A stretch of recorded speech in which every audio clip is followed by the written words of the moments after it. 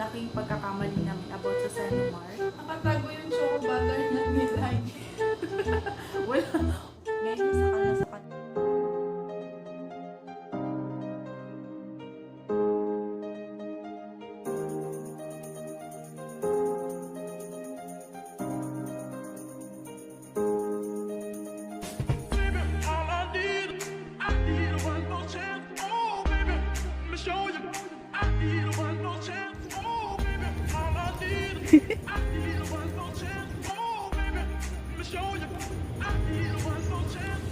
Tanong ako, paano magpasakal sa asawa?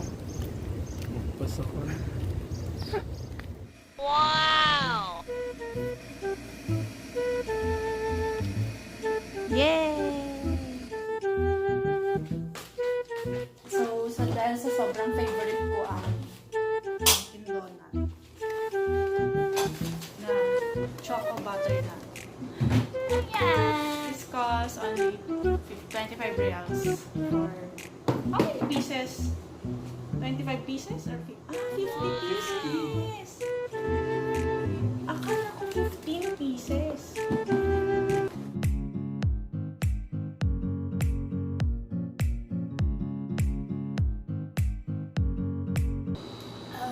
Happy Eid pala sa mga brothers and sisters natin na Muslim.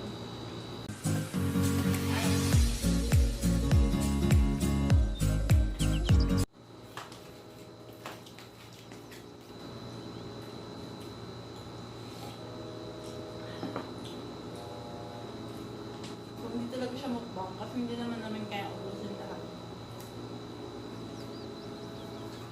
No? Ang mukbang kasi parang diba inuubos lahat ng pagkain na nasa harap? Diba? Sobrang dami yung food tapos ubos mo. Hindi na naman mukbang.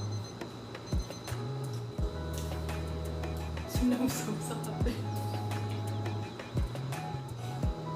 Before hindi uso ang chocobutternut dito sa Saudi. Parang lately lang nila to. Kaya nung nilabas ko, sobrang taas talaga ng tinatago nila. Nung bumili kami sa store, nakatago yung chocobutternut nila. Hindi siya naka-display. So parang ano lang siya talaga pag na-request lang. Aha! Yun lang nila nilalabas kasi sobrang demand niya. Nauubusan sila ng supply. So, hi guys. Topic natin for today is about how to get married in Saudi Arabia. Ano ba yung mga general requirements sa pagpapakasal sa may 4 na forms kayo na fill upan. Una, application for marriage to be solemnized inside Jeddah PCG. Pangalawa, application for marriage license. Pangatlo, joint affidavit of contracting parties. Pang-apat, affidavit of disinterested person accomplished by 2 witnesses who should be present during the wedding ceremony. Dapat present sila dun sa mismong ceremony. Pero sa mismong application, okay lang kahit hindi kasama sila. Papirmahin nyo na lang.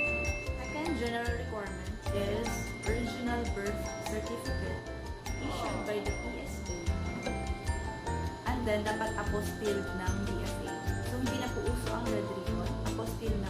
Request it via online sa PSA and then delivered it in our house. 4 days ata yun. And then, apostill na namin sa DFA. But, since hindi kami makakauwi ni husband, nagpagawa muna kami na SPA, Special Power of Attorney, dito sa Jeddah, na ino-authorize namin yung certain person, like yung kapatid ko, na mag-process ng papers namin. Yung pagpapa-apostle ng birth certificate namin and cenomar. I asked my 2 sisters to process our apostille. Okay, nagpagawa kami ng 2 SPA na nakapangalan sa 2 sister ko, and then we sent it via LBC. And then, copy of the passport ng bride and groom, and then yung 2 witnesses. And then, 2 passport-size pictures of the bride and groom. For those who are not married yet before, so meron silang karagdagan na requirements, which is cenomar. And this is apostilled also. Dapat apostilled also by the DFA. So yun nga, sabi ng, katulad ng sinabi ko kanina, nagpagawa kami ng SPA na i-authorize sila na magpa-apostle ng cenomar and birth certificate namin. Take note lang na ang cenomar is valid for only 6 months from the date of issue by the PSA. Nung nag-request ako ng birth certificate, sabay na rin yung cenomar, di ba? Ang birth certificate, wala namang expiration eh. Pero ang cenomar, 6 months lang ang validity niya. So, within 6 months, dapat ma-process nyo lahat. Pagpa-apostle, and then pagpapadala dito, and then pag-a-apply sa consulate. Kailangan within 6 months kasi para hindi siya expire. Ito, sobrang laking pagkakamali namin about sa cenomar. 2 beses kami nag-request kasi hindi namin napansin na mag-asawa na yung na-request kong cenomar, may middle name yung parents niya. Which is, sa birth certificate niya, wala. Wala palang middle name yung parents niya. So, nagkaroon ng discrepancy, pinaulit sa amin yung cenomar namin. So, take note guys, sobrang importante kasi super strict po ng JEDA Consulate. Kailangan every detail are the same. Birth certificate and cenomar should be the same. On the same details. First name, surname, middle name. Kung walang middle name, wag nyo na pong i-request sa cenomar. Kasi ang cenomar, based naman yun sa details na ibibigay nyo. Ang birth certificate as is na siya. Ang cenomar, from the last name, middle name, so it's up to you. Kung wala dun sa birth certificate, wag nyo na pong ipapalagay sa cenomar nyo para hindi magkaroon ng discrepancy. Okay? Pag meron isa sa inyo na 18 to 21 years old, dapat meron kayong affidavit of parental consent, notarized, duly certified by the appropriate court, and apostilled by DFA. And if a party is age 21 to 25, meron pa rin. Kailangan naman ng affidavit of parental advice, notarized then, duly certified by the appropriate court, and apostilled by DFA. Okay? Requirements po yun. PSA issued advisory of marriages, apostilled then by the DFA. And PSA issued death certificate, apostilled by the DFA. So, may additional 2 requirements for the balo or for the widow or widower. And then, for annulled, kung na-annulled yung marriage nyo na before legally, should be PSA issued advisory of marriages, apostilled by the DFA. Also, certificate of finality of decision and court order of annulment, apostilled by the DFA. So, all these requirements can be processed in the Philippines. So, kailangan mo ng mga representative kung nandito ka sa Saudi, you need representative. That's why you need SPA for these requirements.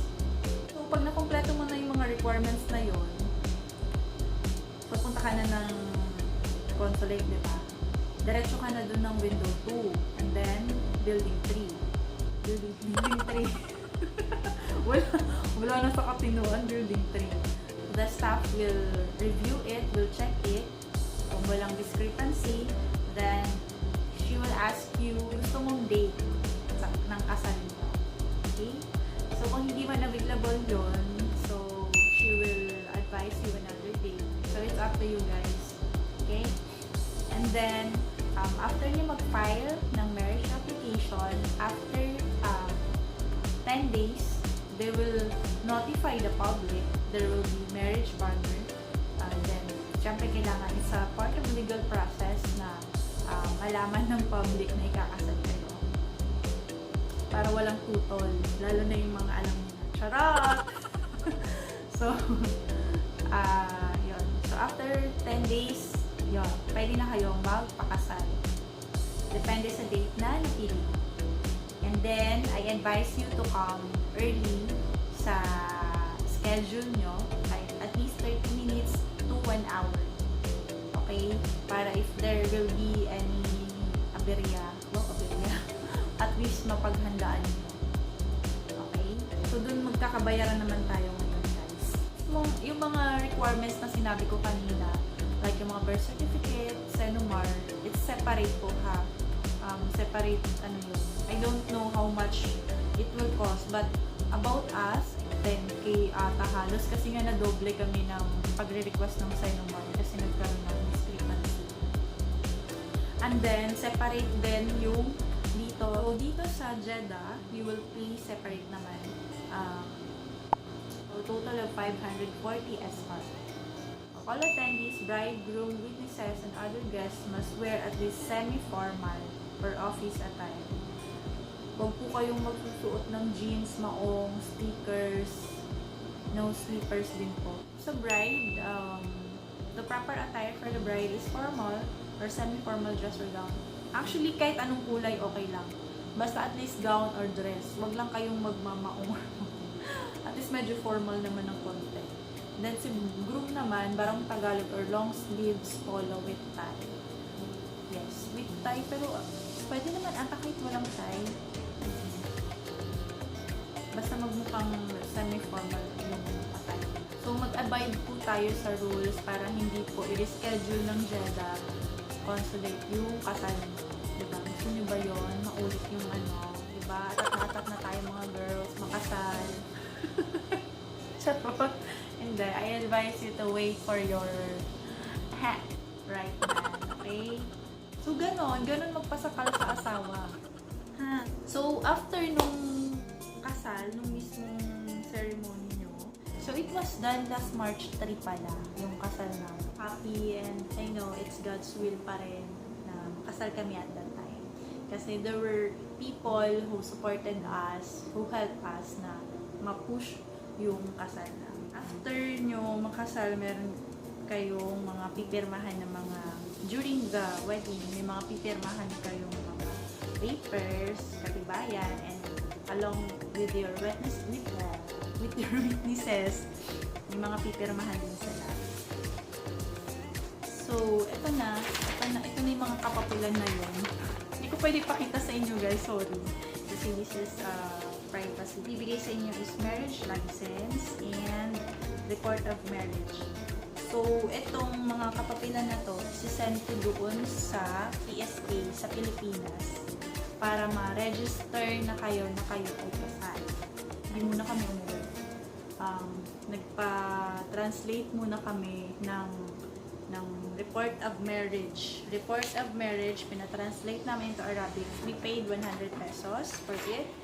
Dapat sa mga authorized lang kayo. Hindi na kami umuwi guys kasi para isang process lang. And then, pinatatakan namin doon sa embassy. O, doon din.